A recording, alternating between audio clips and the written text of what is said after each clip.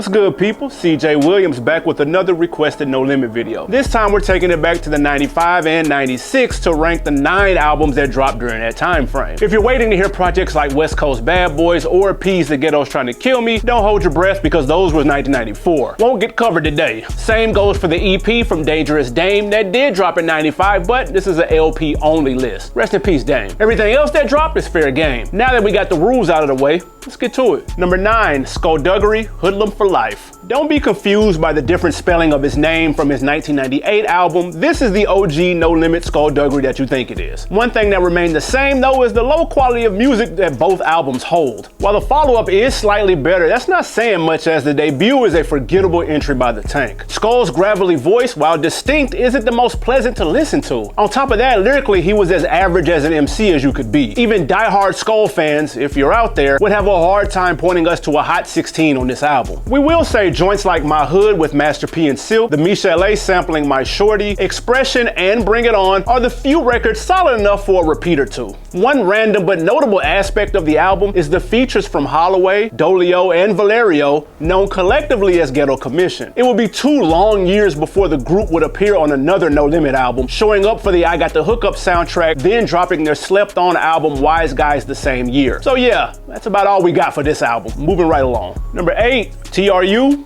True. The group TRU, standing for The Real Untouchables, is one that has seen a few iterations over their 15 years of existence. On their 3rd album, True, Master P and Silk make up the majority of the project, with contributions from members C Murder, Mia X, King George, and Big Ed. Dropping the summer of 95, much like the other albums on this list, this project does just enough to keep you interested, but wouldn't really hit their stride until the follow-up double album. A main reason behind that is production, because the 4th True album is a classic, Beats by the Pound is a major reason for that. Here, production is spread between DJ Daryl, EA Ski, Baby Jesus, among others, with only minimal contributions from OG Pound members KLC and Moby Dick. That's not to say they aren't good producers, it's just the Bay Area sound didn't fit P like that down south home cooking they would adapt later. Look no further than Exhibit A. G-Funk influenced records like Anything Goes and 3 Strikes are misses. Also, the main 2 acts, P and Silk, hadn't quite honed their style yet either. That's not to say there aren't enjoyable records like the Silk solo, Another Day, Another Dollar, That's How We Break Bread with Sibo, or Living That Life, where P gets political over a mid-tempo piano loop. But number 11 is where the project gets interesting. There you'll find the first release of the No Limit staple record, I'm Bout It Bout It. The KL produced classic should have been a sign of what P needed to have his music sound like,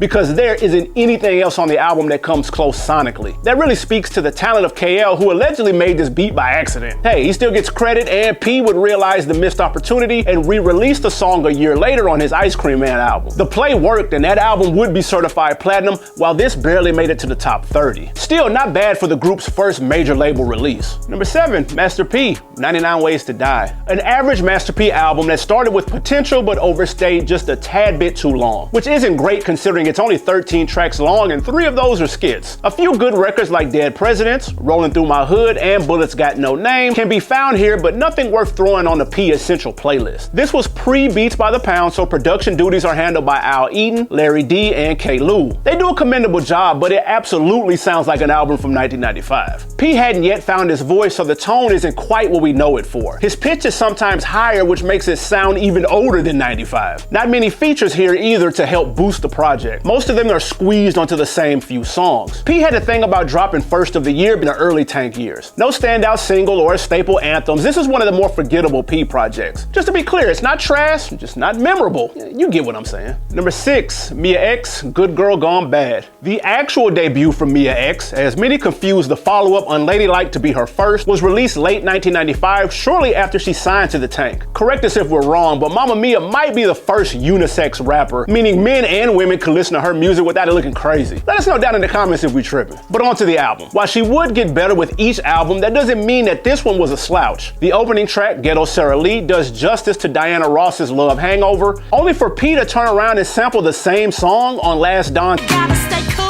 can't afford to go to, cause I gotta do the shit that a gangsta bitch do. If she ain't a gangsta bitch, then I don't wanna. Wonder if he knew he already used that flip. Now, the better question is, did he give a damn? Anyway, we get glimpses of Mia's versatility as she talks tough on Here Comes the Drama with Trey 8, pays homage to her bounce roots on Payback 2, and even shows some singing chops on Commercial 2. Other standouts include Ghetto Ties and the first iteration of the Rest in Peace Jill series. She would make a note to have a version of that record on all 3 of her No Limit releases. The hidden gem on the album, though, is the vulnerable My Everything. Mia details the struggles being a single mother raising a son, a subject that feels like it's rarely touched on from a female perspective. When is the last time a lady MC dropped a record about their kids? Feels like it's been a minute. I guess that's what Fab was referring to that one time on IG. He slick had a point, because 25 years later, this joint still hits. Salute to the supremely underrated Mia X and this underappreciated debut. Number 5, Trey 8, Ghetto Stories. If you're familiar with the channel, you should know one of our favorite lines. The Sleeper album. Every catalog has one, and for this, it's the Big Easy native Trey 8 and his one and done No Limit album, Ghetto Stories. Rapid fire flows, gritty tales of life in the streets over top very solid production. Never really truly a No Limit soldier, this project was a collab between the Tank and Smoke One Records, kind of similar to the other one album drops like Young Bleed or Little Italy. In terms of what works on here, there's no shortage of hard records like Ain't No Love, What's Happening, and the title track. There's a handful of features from P, Mia X, and Silk, but Trey honestly didn't need much help. Aside from occasionally veering off beat, Trey gets busy on this album. He's even credited as a producer on several tracks. We'll admit, we would have loved to hear another project from him with all Beats by the Pound production during the 98 run, but this did just fine. One knock on the album is that 2 of the hardest records were featured on the Down South Hustlers compilation, which dropped a few months prior. So depending on your perspective, Fright Night and So Much Pain either teased you for the album or spoiled it. Definitely recommend you running it back, although it is 2023, so temper those expectations. Unfortunately, the album is no longer on streaming sites. You're gonna have to peruse YouTube to get it. Even worse is Trey passed away in 2011 after complications from a car accident. Rest in peace, Trey 8. Number 4, Cain and Abel, The 7 Sins. The talented twins Double Vision released their second album, first under their new name, Cain and Abel, and new label home No Limit Records. Wasting no time, signing in '96 and dropping 7 Sins the same year, the album showcased the potential the treacherous twins possessed. An abnormally short 11-song track list for a No Limit project, Cain and Abel took 2 big risks with this album. While some people prefer shorter track lists, they leave little room for error. Also, they open the album with the single and best song, Gangstafied. 90% of the time, if your best song is first, then that's a bad sign of things to come. The bouncy beat, Moby Dick laced hook, and a Sweet 16 from the Ice Cream Man cemented Gangstafied as a No Limit classic, securing its spot on the Tank's Greatest Hits album. Luckily for the duo, there are several other joints that, while not on the level of that, were still more than enjoyable. Check out God and Guns featuring a young camouflaged assassin, Mac, Abortion, and Black Jesus with Master P for the good stuff. While there are missteps as Getting Paid flips Alexander O'Neal's Saturday Love to abysmal results with an odd 2-minute instrumental to close out the song, followed by the posse cut Miss Basement Session, making back-to-back Skip to My Lose right in the middle of the project. Thankfully, things get back on course shortly after with That's How It's Gonna Happen to You and Between Us. While not nearly as strong as their 98 follow-up, 7 Sins still stands as a sleeper No Limit project of the early 90s. Oh, and if you're looking forward to this album on streaming sites, don't bother, it ain't there. Unless you're lucky enough to have a Spotify account. Tidal and Apple users, you're gonna have to hop, skip, and jump over to YouTube Music, and they'll get you right. Before we get to the top 3 albums from No Limit in 95 and 96, don't think this is the end of the line for Tank List. We are still going to drop the top 10 No Limit albums of all time. We'll rank the album covers, and we're still working on the unreleased No Limit albums list. Salute to the Tank dogs out there that support these videos. They're for you. Number 3, Silk. The Shocker.